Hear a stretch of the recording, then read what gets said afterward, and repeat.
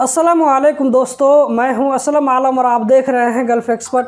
दोस्तों, इस वीडियो में कतर के बारे में कुछ इम्पोर्टेंट अपडेट शेयर करने वाले हैं। इसमें कुछ अपडेट ऐसे हैं जो कि 2-3 दिन पुराने हैं, जबकि कुछ नए भी हैं। अगर आप कतर के बारे में अपडेटेड रहना चाहते हैं तो इस वीडियो को लास्ट तक ज़रूर देखें।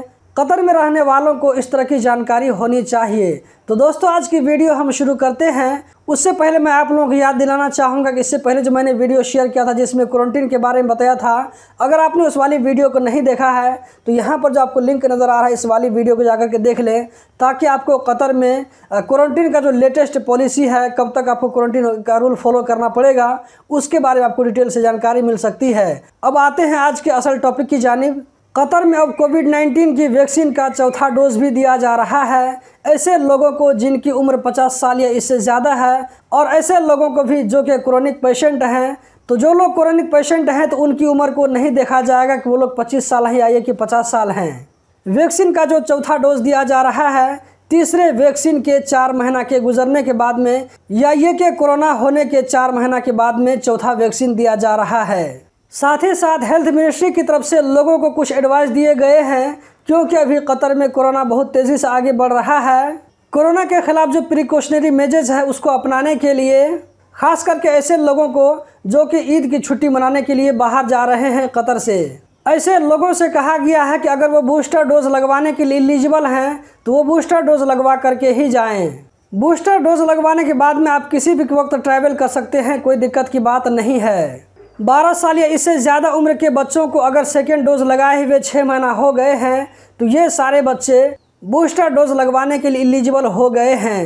पीएचसीसी के किसी भी सेंटर या ये के वैक्सीन सेंटर जो कि बुकर्न में है वहाँ जा कर के लगवा सकते हैं।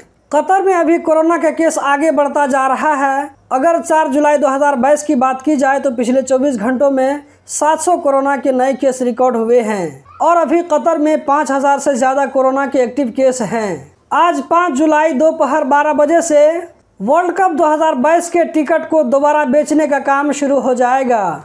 16 अगस्त 2022 तक ये काम जारी रहेगा। आप में से जो लोग वर्ल्ड कप के टिकट को परचेज़ करना चाहते हैं, स्क्रीन पर नज़र आने वाले लिंक के ज़रिए परचेज़ कर सकते हैं। इस लिंक को मैं वीडियो के डिस्क्रिप्शन में भी डाल दूंगा। कतर वर्ल्ड कप 2022 के मार्केटिंग डायरेक्टर हसन रबिया अल कवारी ने कहा है कि ये एक गोल्डन चांस है टिकट खरीदने के लिए। इससे पहले 18 लाख टिकट बिक चुके हैं। हसन रबिया अल कवारी ने मजीद कहा है कि हर वो आदमी जो कि मैच देखने का शौक़ रखता हो, हर एक मैच के लिए 6 टिकट खरीद सकता है, जबकि वर्ल्ड कप के तमाम मैचेस के लिए ज़्यादा से ज़्यादा 60 टिकट खरीद सकता है। इसी तरह आप एक दिन में 1 से ज़्यादा भी मैच देख सकते हैं। टिकट परचेज करने के लिए पेमेंट करने के फ़ौरन बाद आपके सामने में रिज़ल्ट शो हो जाएगा। पहले की तरह इंतज़ार नहीं करना पड़ेगा। दोस्तों, आप स्क्रीन पर देख सकते हैं, ये कल का न्यूज़ है, जहां पर मिनिस्ट्री ऑफ जस्टिस की तरफ से कहा गया है कि जो लोग कतर बाहर से काम करने के लिए आते हैं, ऐसे लोगों से किसी भी तरह का कोई फ़ीस वसूल न किया जाए।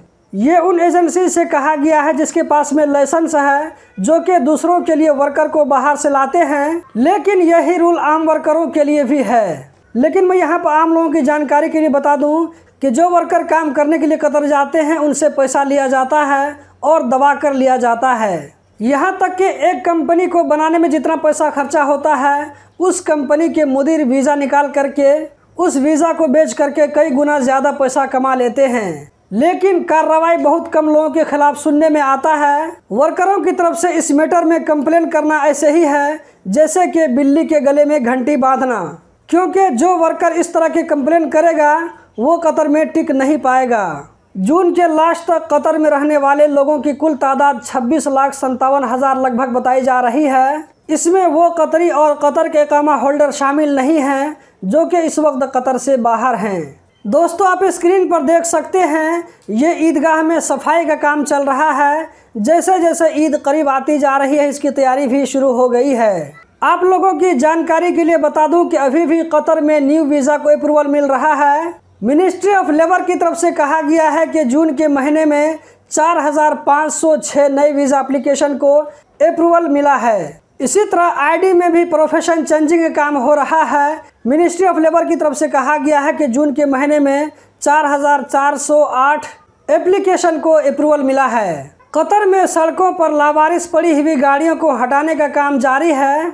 आप स्क्रीन पर देख सकते हैं, ये रैयान की कार्रवाई बताई जा रही है, जहां पर बल्दिया वालों ने 454 लावारिस गाड़ियों को अपने कंट्रोल में ले लिया है। तो दोस्तों, यही थी आज की वीडियो। उम्मीद करता हूं ज़रूर पसंद आई होगी। इस वीडियो को लाइक करके आगे भी शेयर करें। बहुत बहुत शुक्रिया।